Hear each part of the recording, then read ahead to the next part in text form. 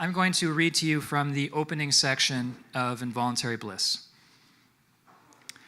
It had taken some time for them to gain the clearance necessary to volunteer at the Children's Hospital, said James.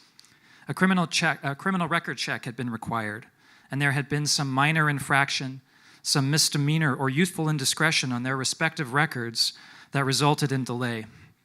It was late September by the time they had established their trustworthiness, said James, and our Cyclopean Studies seminar was already underway.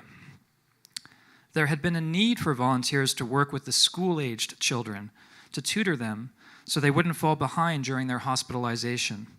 2 bright young men, 2 undergraduate students at the university, said the nurses, would make excellent role models for the school-aged children, particularly the boys.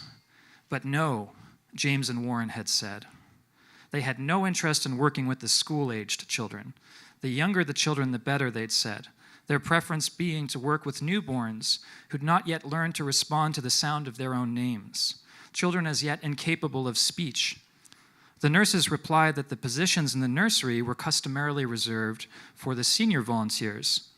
But he and Warren remained steadfast in their insistence, said James, and eventually the nurses acquiesced.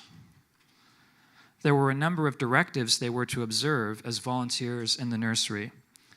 The first was that they were never to kiss the infants in their care.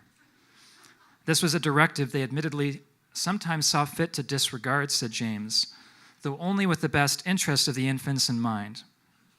A directive not to kiss an infant for whom one feels affection, James reasoned, is an affront to human nature.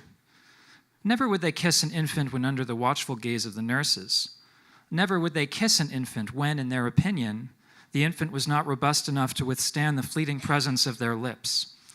Their kisses were always administered to the forehead of the infant, James explained, both he and Warren taking great pains to ensure that the coarseness of their respective beards did not aggravate the softness of the infant's skin.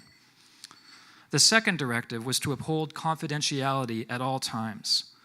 This was a directive with which they took no issue. Not even to me, said James, who was his most trusted and closest remaining friend, would he ever disclose any information that might be used to identify an infant in the nursery of the Children's Hospital. As I knew, said James, their volunteer shifts had been scheduled so as to directly follow our Cyclopean Studies seminar. When the other seminar participants would adjourn to the pub, he and Warren would make their way to the Children's Hospital. There they would impart to the infants in the nursery what they had discussed that day in seminar, he and Warren agreeing that while within the nursery, they would not converse with one another, but would speak only to the infants. Though they would never condescend to the infants, they would speak in layperson's terms, so as not to confound their audience with abstract terminology.